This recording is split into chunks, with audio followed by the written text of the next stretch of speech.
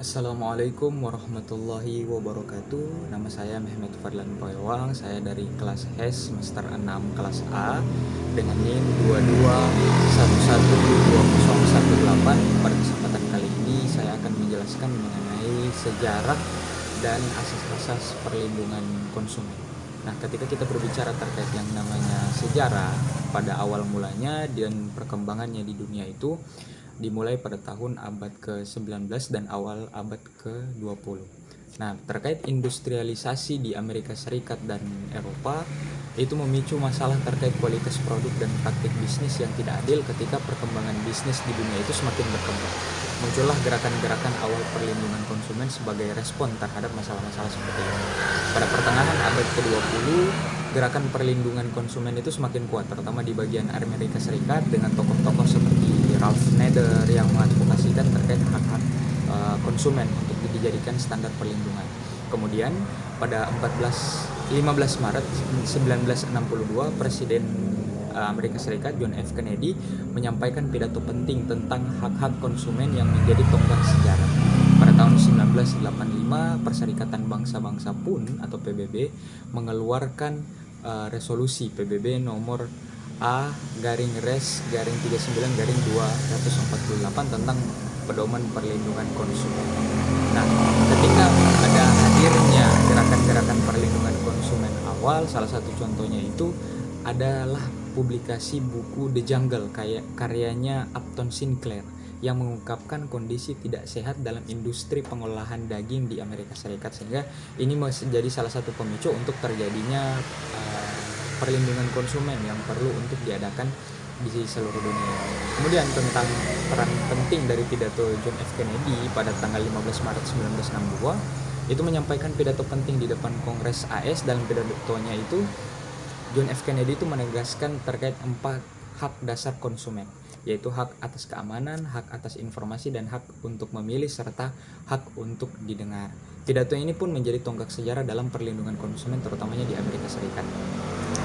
Untuk terkait pengakuan PBB pada tahun 1985, mengeluarkan resolusi PBB tentang pedoman perlindungan konsumen. Resolusi ini pun menerapkan prinsip-prinsip dasar perlindungan konsumen yang harus dipatuhi oleh negara-negara anggota PBB. Pengakuan PBB ini semakin memperkuat gerakan perlindungan konsumen yang ada di seluruh dunia.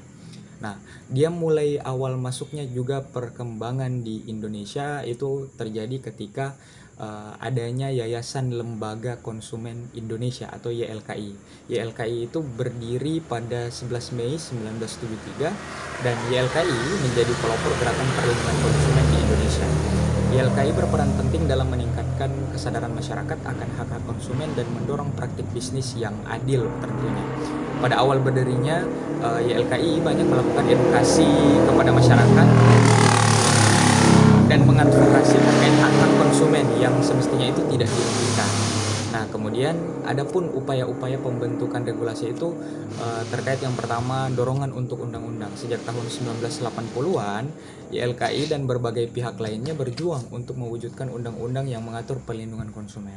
Perjuangan ini memakan waktu yang cukup lama dengan berbagai tantangan dan hambatan, baik dari segi konsep, penyusunan konsep, dan dari segi administrasi untuk perumusan undang-undang. Selanjutnya pada tahun 1999 disahkanlah UU nomor 8 tahun 1999. Pada April tanggal 20 1999 Undang-Undang nomor 8 tahun 1999 tentang perlindungan konsumen atau UU PK disahkan.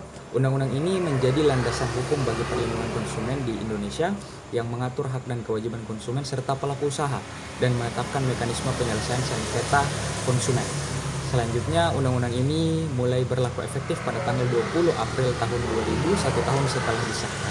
Nah, implementasi dan tantangan peningkatan dari segi kesadaran terutama di segi masyarakat setelah pengesahan UU PK, upaya peningkatan kesadaran konsumen terus dilakukan melalui berbagai program edukasi dan sosialisasi tentunya.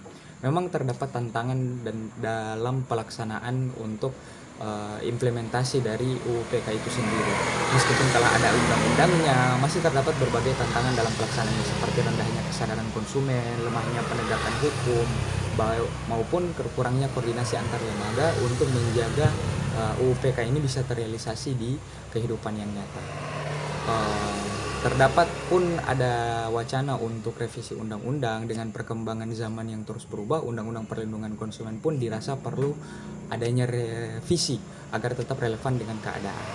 Nah, untuk perkembangannya terkini, perlindungan konsumen pun di era digital itu menghadirkan tantangan baru dalam perlindungan konsumen, sehingga terutama terkait dalam transaksi online, keamanan data pribadi, dan praktik bisnis e-commerce atau penjualan bisnis dari segi online itu pun menjadi tantangan baru untuk perkembangan perlindungan konsumen yang ada di Indonesia maupun di seluruh dunia.